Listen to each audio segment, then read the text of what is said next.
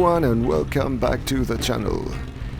Here I am riding the Interceptor 865. Check out the previous videos for more info on the build. I'll put a link of the 865 episodes playlist on the top right corner of the screen.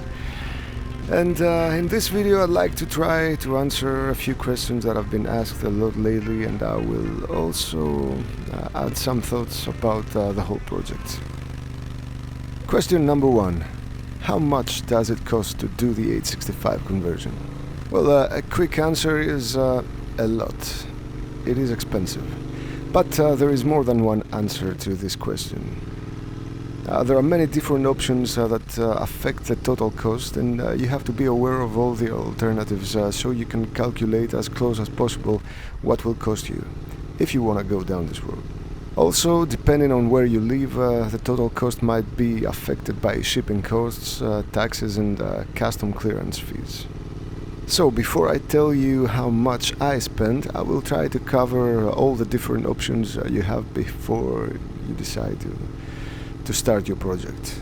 First of all, you have to decide if you're going for the S&S kit and have it fitted in your own set of stock cylinders after machining by someone you trust to do this job, or go for the Hitchcock's products, which is the same S&S kit actually, but it comes already fitted in a brand new cylinder set. So you get to keep your stock barrels, or you can even sell it. Note that I got the Hitchcock's kit a couple of years ago, and back then the price was a bit lower than it is now. Once you decide which way to go with a basic kit, you'll have to decide also which camshaft you'll use for your project. There's no point leaving the stock cam if you go to all this trouble, and as far as I know, there are two options here. The S&S camshaft and the English made that is available on the Hitchcock's website, which is referred to as Stage 2 because supposedly takes the performance to a step further, and it is significantly pricier. I think it's more than double the price of the S&S cam. About the clutch upgrade, I don't think there are many options. I'm using the Recluse clutch, and it's the only one I know of. There is another product by Recluse which is called Radius X Auto Clutch, but it's much more expensive, and I don't see the point using it on a bike like this. Please feel free to leave a comment if you know of any other options about clutch upgrades. Then you will have to control the fueling, and as far as I know there are three options here. You can use a Powertronic or a Dynojet piggyback units, or have someone to flash your ECU and reprogram it. ECU flashing and the Powertronic unit have the advantage of ignition timing control, while the Power Commander doesn't. Then you have to think about the mechanics fee if you're not doing it yourself. But if you do, then you have to think about tools. Also, dyno tuning after the conversion is complete, so you can fine-tune the fueling, and it's good to do a run on the same dyno before any major change, so you have a good reference point. Of course, it affects the warranty on newer bikes. It might have an impact on engine life, which it remains to be seen. As of now, I've put around 7,000 kilometers with the 865, and I haven't noticed any unusual wear, but it's too early for any such conclusions. Most probably you will be upgrading brakes and suspension also, if you haven't already.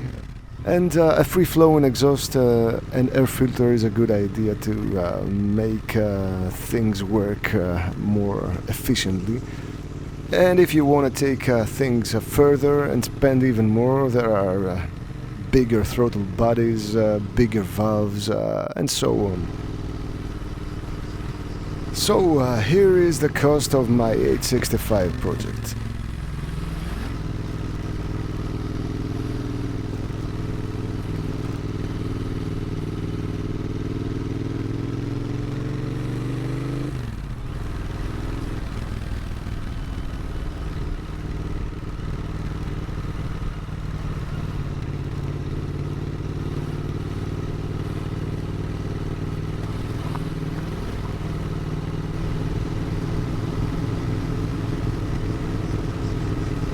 Question number 2. Fuel consumption. Of course, there are many different factors affecting fuel consumption, but I think the figures I have will give you an idea.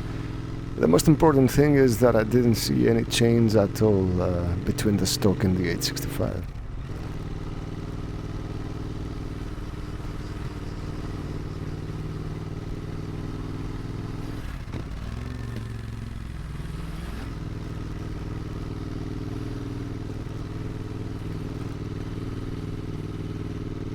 And the final question.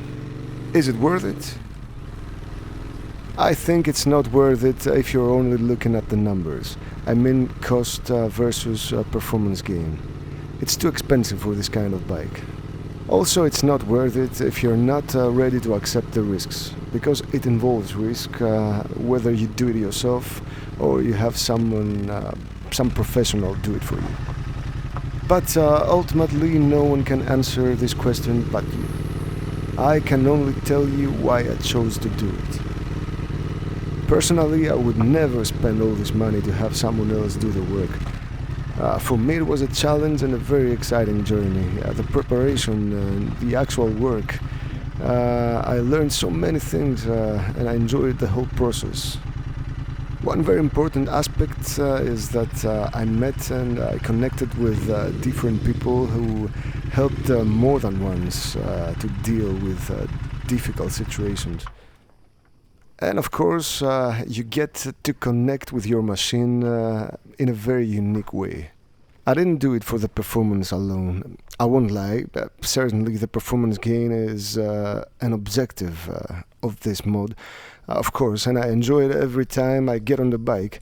But it's not about absolute numbers. It's mostly about making the most out of your machine. But the key here, I think, is that I was perfectly happy with my Interceptor as it was, with a free-flowing exhaust and an air filter. If you're not happy with your Interceptor and you want to do the 865 to make the Interceptor a more acceptable bike for you, then it might not be a good idea. Because it remains an Interceptor, more powerful for sure, but it's the same bike. So for me it was definitely worth it and I would do it again. That's it for now. Don't forget to like and subscribe. Once again, thank you very much for watching. Ride safe and I'll see you next time.